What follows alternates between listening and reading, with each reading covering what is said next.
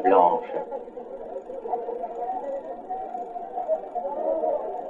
Ville toujours à l'étroit dont la vie déborde sur les terrasses.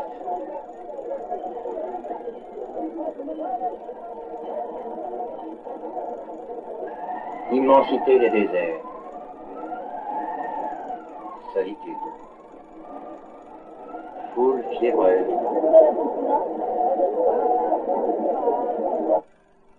Rue somnolente.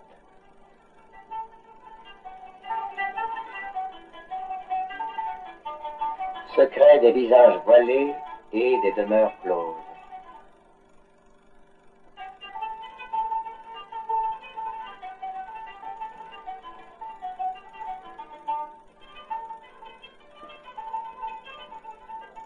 Jeu brutal du soleil et des ombres. Diversité, unité.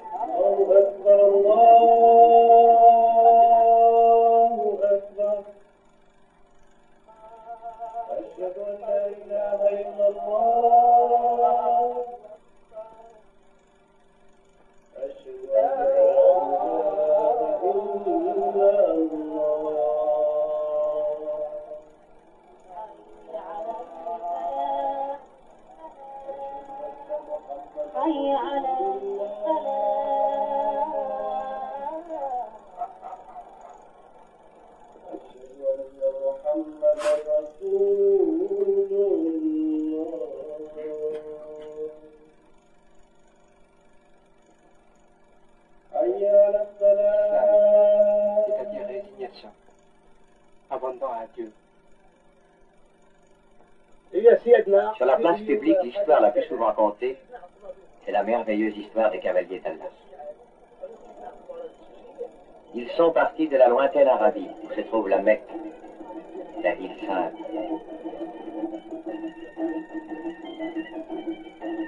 Ils ont galopé jusqu'au pays qu'on appelait Maghreb, le pays du plus lointain couchant.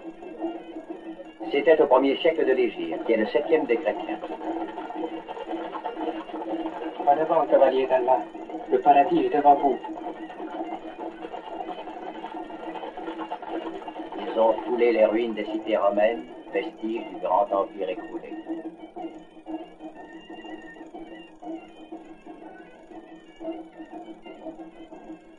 À son tour, l'histoire de l'islam va s'écrire dans la pierre. Les colonnes païennes ont aidé à dresser les premières nefs des mosquées.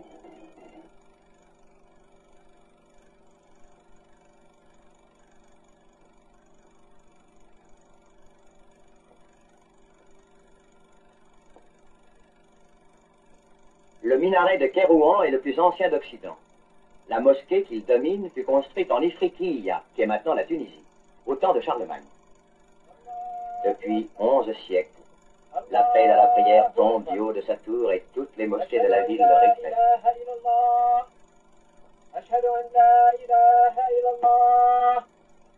أشهد أن محمدا رسول الله أشهد أن محمدا رسول الله حي على الصلاة حي على الصلاة حي على الفلاح حي على الفلاح الله أكبر الله أكبر لا إله إلا الله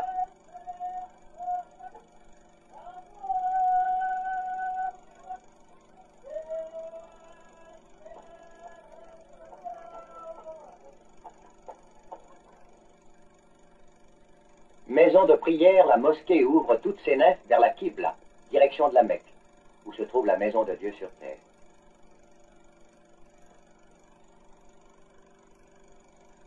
La niche du mihrab précise cette direction. Aussi est-elle plus richement décorée.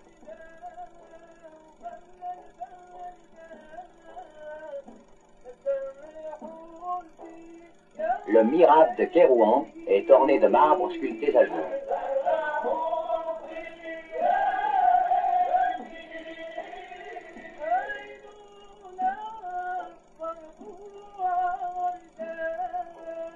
C'est de Bagdad Bagdad, où régnait le calife, que furent apportées ces faïences à reflets métalliques, et le bois de teck, dont est faite la chaire à prêcher, utilisée pour la grande prière du vendredi.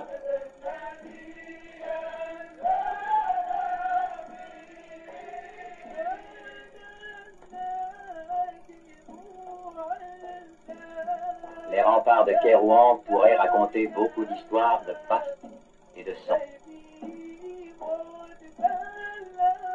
Et les bassins qui alimentaient la ville témoignent de l'importance qu'avait la première cité arabe d'Afrique.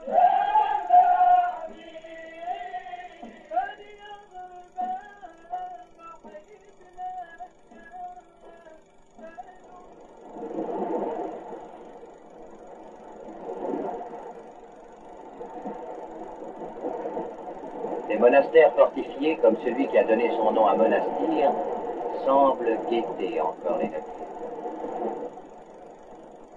Mais seules les pierres d'un cimetière battent ces murailles.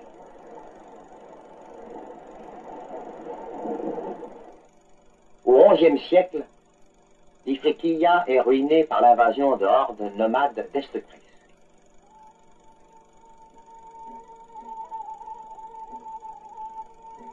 Elle s'avance jusqu'à l'Algérie, ne laissant derrière elle que des ruines. Ainsi ce palais des Beni Hammad, dont se dresse encore un minaret. Lutte jamais finie sur ce sol d'Afrique, entre le sédentaire et le nomade. L'homme qui construit,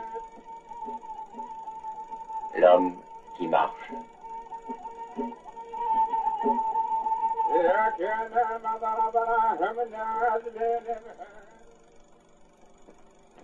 C'est à l'ouest du grand empire islamique, en Espagne, qu'un art nouveau va s'épanouir. Ce rocher célèbre porte le nom du premier conquérant arabe qui franchit le détroit. La montagne de Tariq est devenue Gibraltar. 8 siècles de civilisation arabe vont s'inscrire sur cette terre. Des villes merveilleuses y fleurissent alors. Il en est une qui brille d'un tel éclat qu'on a surnommée la lune du monde occidental. C'est Cordoue.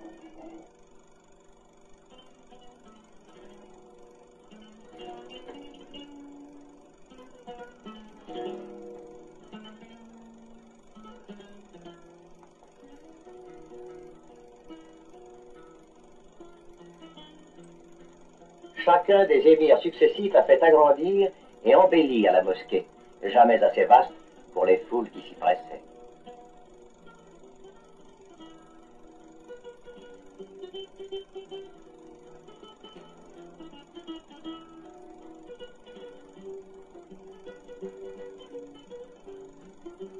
Un artiste venu de Constantinople a décoré le mihrab de mosaïques à fond d'or, dont le secret est aujourd'hui perdu. On se plaît à imaginer, franchissant le Guadalquivir, un somptueux cortège, celui peut-être d'Abderrahman le Victorieux, qui se proclama calife et régna pendant 49 ans. On dit qu'il avait noté au long de sa vie les jours pendant lesquels il avait joui d'un bonheur sans mélange, et qu'il en avait trouvé 14. Mais voici que du lointain Sénégal apparaissent des guerriers d'une piété farouche, les Almoravides.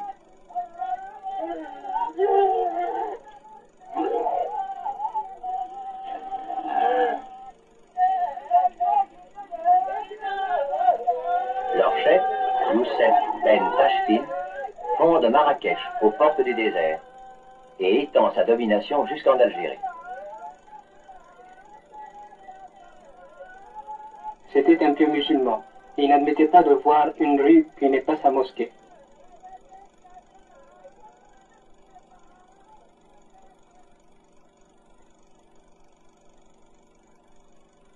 La grande mosquée d'Alger, construite à la fin du XIe siècle, reflète la simplicité d'une foi rude, sans concession.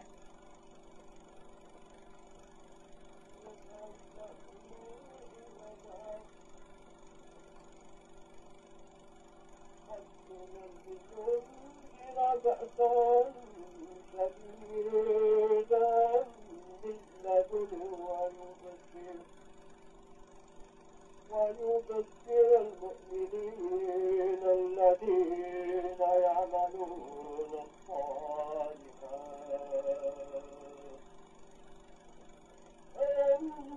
Tlemcen, à son tour, dresse les nefs d'une mosquée, mais celles-ci s'ornent de décors précieux inspirés de Cordoue. Les guerriers de Youssef, qui sont allés combattre en Espagne, ont rapporté d'Andalousie le goût d'un art plus riche.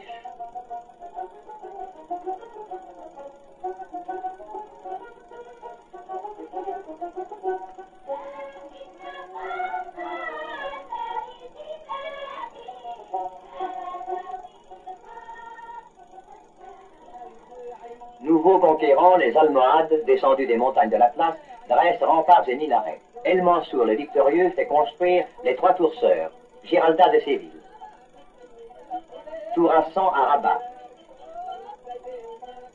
Kotoubia de Marrakech. Les villes s'abritent derrière de hautes murailles percées de portes en chicane. La porte des Oudayas à Rabat dit la munificence des Almohades.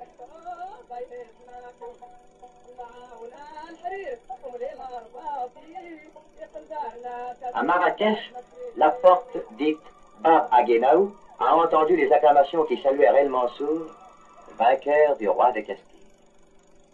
Et les remparts n'ont peut-être pas oublié les 4600 têtes qu'un émir fit accrocher à leur traîneau, disant « Le cadavre d'un ennemi sent toujours bon. » Séville à la Giralda, mais Grenade à l'Alhambra. L'Alhambra, le plus brillant des monuments de l'art mauresque. Art délicat, qui déjà s'affaiblit. L'Alhambra.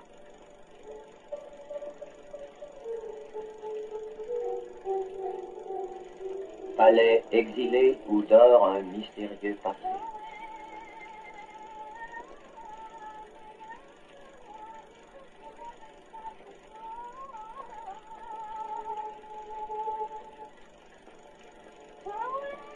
Si quelques fantômes le hantent, c'est sans doute celui de Zoraya, l'étoile du matin, dernière reine de Grenade, dont le fils rendit la ville à Isabelle la catholique en l'an 1492, car Grenade fut la dernière ville mort en Espagne.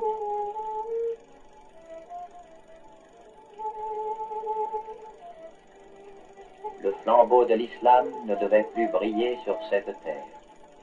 Mektoub, c'est la volonté de Dieu. Allahu Akbar, il est le plus grand.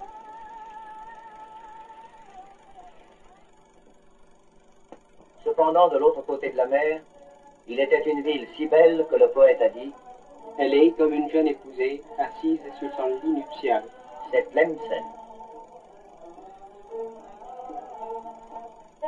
L'artiste musulman ferme ses yeux à la nature. Il reste enfermé dans son rêve intérieur.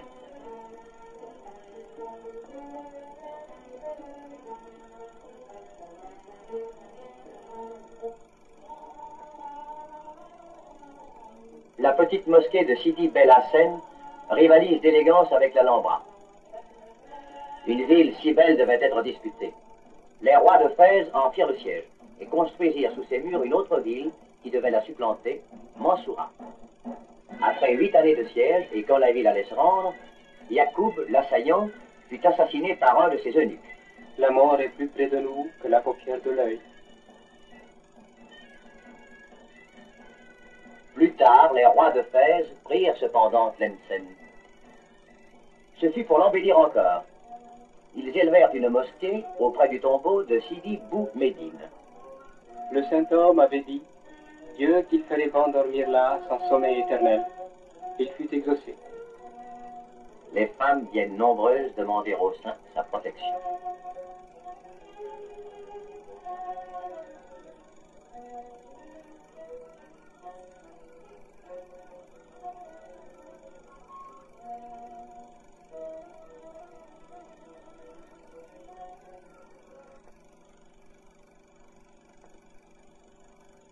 À Fès, le sultan noir a fait construire de nombreuses médersas, qui sont des collèges et des maisons d'étudiants. Aujourd'hui, comme au XIVe siècle, les étudiants viennent s'y instruire dans la science du Coran. Le prophète a dit, marche dans ta religion sous l'étendard de la science.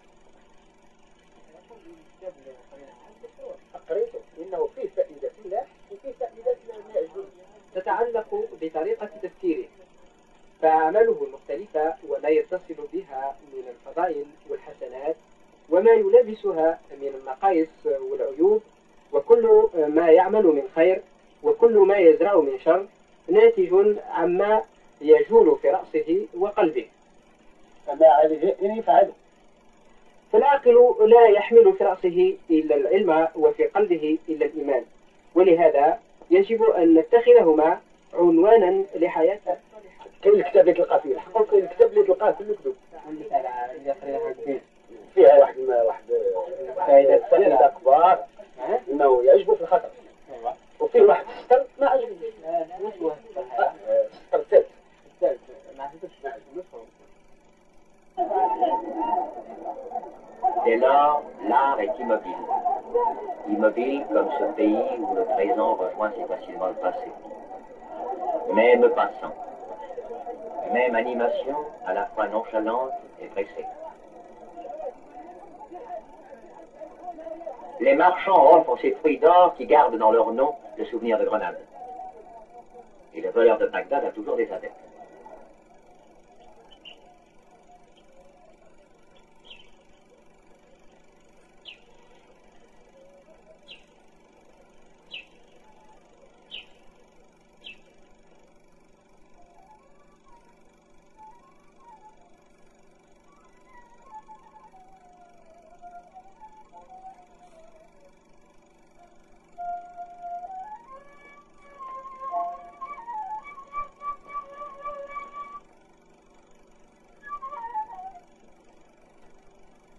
Ici dorment les princes saadiens qui régnèrent à Marrakech à la fin du XVIe siècle.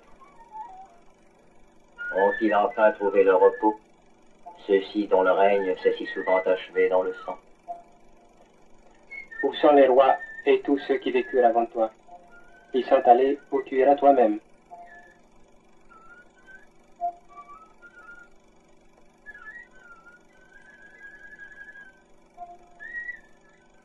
XVIIe siècle. Moulay Ismaïl construit à Meknès d'immenses palais.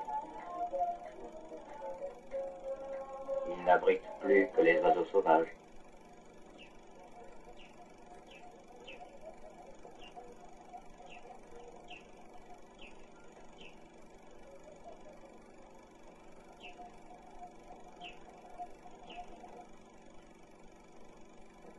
Avec la domination des Turcs, l'Algérie reprend contact avec l'Orient.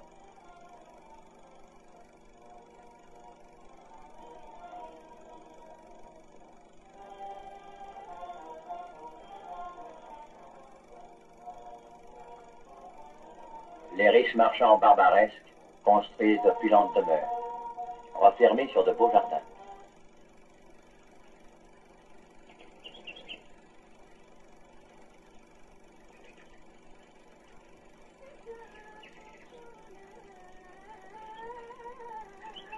Ne dit-on pas, il y a trois choses au monde qui font passer la tristesse: l'eau, la verdure et un joli visage.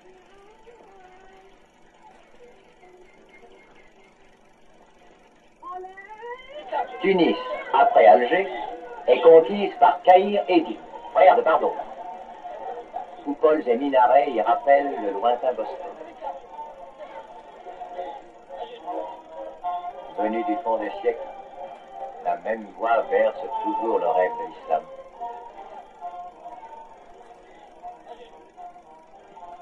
Allahu Akbar. Allahu Akbar. أشهد أن لا إله إلا الله. أشهد أن لا إله إلا الله. أشهد أن محمدا رسول الله. أشهد أن محمدا رسول الله. حي على الصلاة. حي على الصلاة. حي على الفلاح. حي على الفلاح. الله أكبر. الله أكبر. لا إله إلا الله. الله puissance de la prière, incantation mystérieuse de l'arabesque, le rythme emprisonné, construction de l'intelligence qui comprime les impulsions du cœur,